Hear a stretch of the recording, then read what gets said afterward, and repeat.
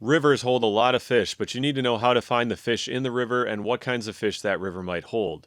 Fast-moving streams with a lot of rocks and gravel are good places to find trout, suckers, and smallmouth bass.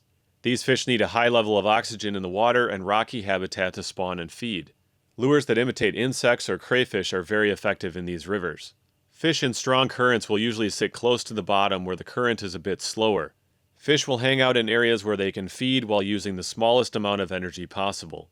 Look for large rocks or other objects that block the current and provide a refuge behind them. Moderately flowing rivers tend to be a bit warmer and deeper and have a wider range of species present. You can still find most of the fast-water species, but you may also start to find northern pike, muskie, walleye, catfish, bluegills, rock bass, creek chubs, and more. A lot of different types of bait fish live in these rivers, so try a mix of lures that imitate minnows as well as insects, worms, or crayfish.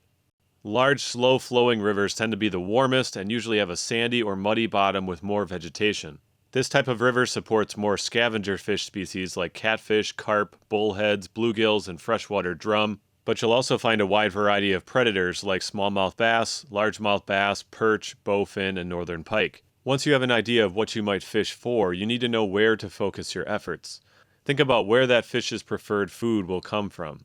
Many species of fish will sit in or next to the current, watching for food to come drifting downstream. Larger predators or fish less adapted to sitting in current will sit in calm water adjacent to the water flow in a deep hole underneath the current or behind an object that provides a shield against the current while giving them a good ambush point. Casting behind a large object in the current is a great way to find fish. When fishing a moderately flowing river, you'll notice that the river makes a lot of turns. The outside edge of these turns will almost always be the deepest. The inside edge of the turn usually has a gradual slope toward the outside edge.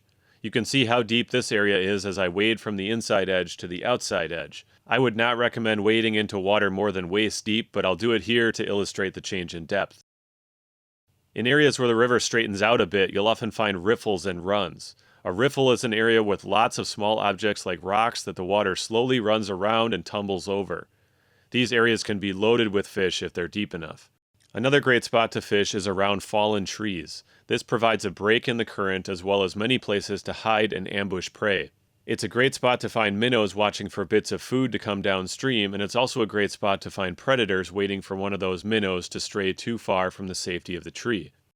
Casting straight across and letting your bait drift can be a great option, especially when fishing with worms or flies.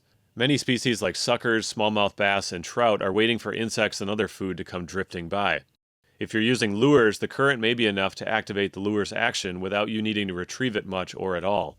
Very slowly retrieving a lure like a crankbait or inline spinner along the edge of current can be a very effective technique. Look for any areas where the current reverses direction. This is called an eddy, and it forms behind a large rock or other object. Fish love eddies, and you should too. Cast a lure past the eddy into the current and let it drift in just like a piece of food naturally would. This is a classic way to find trout, pike, and smallmouth bass in rivers. Inlets of tributary streams or even stormwater culverts are always good spots. These create another current edge where the water flows in, and predator fish will sit on those edges waiting to ambush prey. Bridges create deep holes alongside and downstream from their support pillars. The majority of the current flows over the top of these deep holes, so the fish don't have to use much energy while they sit and watch for food to get flushed overhead. Rapids, dams, or waterfalls almost always concentrate fish below them. They create a wide variety of habitats with different currents, depths, and substrates. Find a deep hole or eddy near these locations and you'll probably find a lot of fish. Explore new areas on the river when water flows are low. This will give you the best insight into where the deep holes are, and this is when the water clarity tends to be the best. If you fish a river during a high water period, look for fish closer to the banks or in flooded bays where they can rest without battling the fast current. Good luck river fishing, and thanks for watching. We'll catch you next time.